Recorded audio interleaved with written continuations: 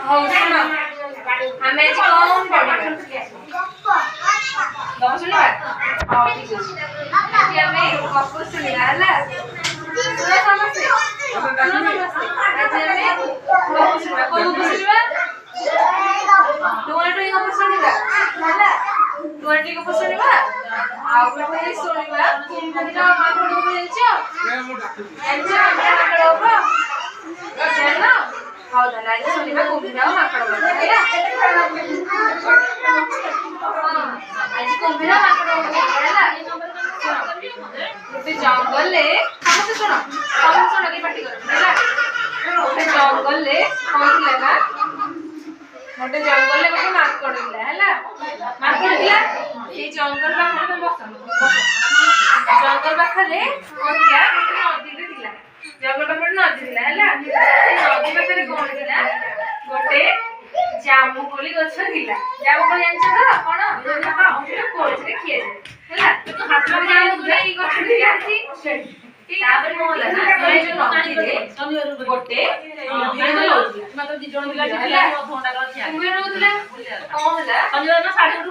କୁମ୍ଭୀରଟେ ସବୁବେଳେ ମାଙ୍କଡ ଗଛ ସବୁବେଳେ ବସିଥିବ ନା ସବୁବେଳେ ମାଙ୍କଡ ମାନେ କଣ କରନ୍ତି ଗଛ ଡିଅନ୍ତି ସମସ୍ତେ ମାଙ୍କଡ ମାନେ କୁମ୍ଭୀରଟା କଣ ହେଇଛି ସବୁବେଳେ ଦେଖେଇକି ମାଙ୍କଡଟା ସବୁବେଳେ ଜାମୁକୋଳି ଖାଉଛି ହେଲା ସେ ଦେଖେ ସବୁବେଳେ ତାକୁ ଭଲ ଲାଗେନି ତାର ଇଚ୍ଛା ହୁଏ ଖାଇବା ପାଇଁ ମୁଁ ଟିକେ ଜାମୁକୋଳି ଖାଇବାକୁ କୁମ୍ଭୀର ମାନେ କଣ କୁମ୍ଭୀର ମାନେ ପ୍ରାୟ ମାଂସ ଖାଆନ୍ତି ତ ସିଏ ଭାବିଲେ କୁମ୍ଭୀରଟା ମାଙ୍କଡ ସବୁବେଳେ ଜାମୁକୋଳି ଖାଉଛି ତ କଣ ହେଇଥିବ ତାର କଲିଜାଟା ପୁରା ସୁଆଦିଆ ହେଇଥିବ ହେଲା ସୁଆଦିଆ ମାନେ କି ଟେଷ୍ଟି ହେଇଥିବ ସେୟା ଭାବିଲ ଆଉ ହେଲା କୋଶ୍ଚିନ୍ ପଚାରିବି ହେଲା କହିବ କିଏ କୋଉଠି କଣ କରୁଥିଲେ ହେଲା କୁମ୍ଭୀର ଭାବିଲେ କି ଜାମୁକୋଳି ଏତେ ସୁଆଦିଆ ହେଇଥିବ ତ ଜାମୁକୋଳି ସବୁବେଳେ ମାଙ୍କଡ ଖାଉଛି ତ ମାଙ୍କଡର କଲିଜା କେତେ ସୁଆଦିଆ ହେଇଥିବ ହେଲା ସେ ଭାବିଲା ତ ତାର ସବୁବେଳେ ଏମିତି ଦେଖି ମାଙ୍କଡ ସବୁବେଳେ ଗଛରେ ବସିକି ଜାମୁକୋଳି ଖାଏ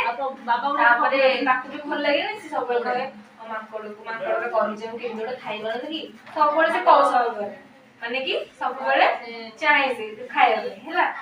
ଗୋଟେ ଦିନ ଏମିତି କଣ ହେଇଛି ମାଙ୍କଡ ଗୋଟେ ଦିନ ବସିକି ଶୁଣ ସମସ୍ତେ ଗପ ଶୁଣ ସମସ୍ତେ ପାଟି କର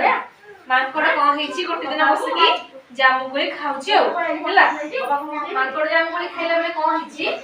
କୁମ୍ଭୀର ଆସିବ ଦେଖିଛି ଜାମୁକୋଳି ମାଙ୍କଡ ଖାଉଛି ହେଲା ତାପରେ ସେ କଣ କରିଛି ମାଙ୍କଡକୁ କହିଛି ମାଙ୍କଡ ଭାଇ ଆଉ ମତେ ନା ଜାମୁକୋଳି ଖାଇବାର ଅଛି ହେଲା ଏମିତି କହିଛି ଆଉ ସିଏ କଣ କରିଛି ତାପରେ ମାଙ୍କଡ ଭାବିଛି ମାଙ୍କଡ କହିଛି ଏମିତି ଭାବିଛି ଆଉ ତାପରେ କୁମ୍ଭୀର କହିଛି ମାଙ୍କଡ ଭାଇ ତମେ ଟିକେ ଶୁଣ ଆଉ ମୋର ଜଣେ ସ୍ତ୍ରୀ ଅଛନ୍ତି ସେ ଭିତରେ ରହୁଛନ୍ତି ନଦୀ ଭିତରେ ସିଏ ନା ତମ ପାଇଁ ରୋଷେଇ କରିଛନ୍ତି ତମ ପାଇଁ ଖାଇବା କରିଛନ୍ତି ଆଉ ତମେ ଆସ ମୋ ସହିତ ବସିକି ଖାଇକି ଆସିବ ଆଉ ମାଙ୍କଡ କହିଲା ନଦୀ ଭିତରେ ତ ଗଛ ନାହିଁ ତମ ଗଛ କେମିତି ନେଇକି ଯିବି ତାପରେ କୁମ୍ଭୀର କହିଲା ତମେ କଣ କରିବ ମୋ ପିଠି ଉପରେ ବସିଯିବ ମୁଁ ତମକୁ ନେଇଯିବି ହେଲା ଏମିତି କହିଲା ଆଉ ତାପରେ ମାଙ୍କଡ ବିଶ୍ୱାସ କଲା ତା କଥାକୁ ହେଲା ମାଙ୍କଡ ବିଶ୍ୱାସ କରିକି କଣ କହିଲା ନା କହିଲା ହଉ ଠିକ ଅଛି ତମେ କହୁଛ ତମେ ଶ୍ରଦ୍ଧା ତମେ ଯିବ ଆଉ ଶୁଣ ବ୍ୟାଗ ପଛରେ ରଖ ବ୍ୟାଗ ଶୁଣ ସମସ୍ତେ ତାପରେ କଣ ହେଲା ନା ଶୁଣ ତାପରେ କଣ ହେଲା ନା ତାପରେ ହେଇଛି ମାଙ୍କଡ କୁମ୍ଭୀର ପିଠିରେ ବସି ଗଲା ଦିଜଣ ଯାକ ନଦୀ ପାର ହେଇକି ଯାଉଥାନ୍ତି ହେଲା ଯେତେବେଳେ ନଦୀର ମଝି ହେଇଗଲା ସେତେବେଳେ କୁମ୍ଭୀର ହସିଲା କେମିତି ହସିଲା ଏମିତି ହସିଲା କୁମ୍ଭୀର ହେଲା କୁମ୍ଭୀର ହସିକି କହୁଛି କି ମୂର୍ଖ ମାଙ୍କଡ ତୁ ଜାଣିପାରୁନୁ ମୁଁ ତ ଚାଲ କରୁଥିଲି ଏମିତି କହିଲା ହେଲା ତାପରେ ମାଙ୍କଡ ଡରିଗଲା ସେତେବେଳକୁ ମାଙ୍କଡ କହୁଛି କଣ ଏମିତି କହୁଛନ୍ତି ଗୋଟେ ତାପରେ କଣ ହେଇଛି ନା କୁମ୍ଭୀର କହିଲା ତମେ ସବୁବେଳେ ଏତେ ଟେଷ୍ଟି ଜାମୁକୋଳି ଖାଉଛ ମାନେ କି ସୁଆଦିଆ ଜାମୁକୋଳି ଖାଉଛ ଜାମୁକୋଳି ତ ଟେଷ୍ଟି ଲାଗୁଥିବ ଏତେ ସୁଆଦିଆ ଜାମୁକୋଳି ଲାଗୁଥିବ ଏତେ ମିଠା ଲାଗୁଥିବ ତମ କଲିଜାଟା ବି ବହୁତ ମିଠା ହେଇଥିବ ସେଥିପାଇଁ ସେଇଥିପାଇଁ ସେ କଲେଜ ଖାଇବା ପାଇଁ ତାକୁ ନେଇକି ଆସିଛି ଏମିତି ପ୍ଲାନ୍ କରିକି ହେଲା ତାକୁ ଚାଲ କଣ ହେଇଛି ତାପରେ ନା ଶୁଣ ସମସ୍ତେ କେହି ପାଟି କରନି ଓଇ ଶୁଣ ଏଠିକି ଆସ ବସ ବସ ସମସ୍ତେ ଏଇ ବସ ଶୁଣ ତାପରେ କଣ ହେଇଛି ନା ଶୁଣ ସମସ୍ତେ ତାପରେ କଣ ହେଇଛି ମାଙ୍କଡ ତାପରେ ଭାବିଲା କହିଲା ମୁଁ ଏମିତି ପଳେଇ ଆସିଲି ମୋ ଜୀବନ କେମିତି ବଞ୍ଚେଇବି ତାପରେ ସେ କୁମ୍ଭୀରକୁ ପ୍ଲାନ୍ କରିକି କହିଲା ଆଉ କୁମ୍ଭୀର ଭାଇ ତମ କଲିଜ ଗଛ ଛାଡି ଦେଇଛି ତ ତମେ ମୋ କଲିଜ ଖାଇବ କେମିତି କୁମ୍ଭୀର ଭାବିଲା ଆରେ କଲିଜ ସୁନ୍ଦର ମୁଁ ଖାଇବି ତା କଥାରେ ଫସିଗଲା ସେ ଆଉ ତାପରେ କଣ ହେଇଛି ନା କୁମ୍ଭୀର ତାକୁ ନେଇଗଲା ଗୋଟେ ଜାମୁକୋଳି ଗଛ ହେଲା କଣ ହେଇଛି ମାଙ୍କଡ ଚାଲିଲା ଶୁଣ ତାପରେ କଣ ହେଇଛି ନା କୁମ୍ଭୀର ଯେତେବେଳେ ଗଲା ତାକୁ ଜାମୁକୋଳି ଗଛ ପାଖକୁ ନେଇକି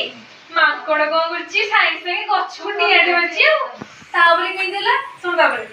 ଡିଆଡି ମାରିଛି ତାପରେ କହିଲା ହେ ମୂର୍ଖ କୁମ୍ଭୀର କଲିଜ ସିନା ଶରୀର ଭିତରେ ଥାଏ ତେଣିକି ଗଛ ରଖିକି ଆସେ ଏମିତି କହିଛି ଆଉ ତାପରେ ସେଇଦିନଠୁ କଣ ହେଲା ନା ଚକମା ଦେଇଥିଲା ଆଉ ତାପରେ ଏମିତି ହେଇକି କୁମ୍ଭୀର ତାପରେ ମନ ଦୁଃଖ କଲା ମାଙ୍କଡ ଖୁସିରେ ପଳେଇଲା ଦୌଡି ପୁରା ଖୁସିରେ ଆସିଥିଲା ତମ ଚାଲିଲେ ପଳେଇଲା ହେଲା ଗପ ସରିଲା।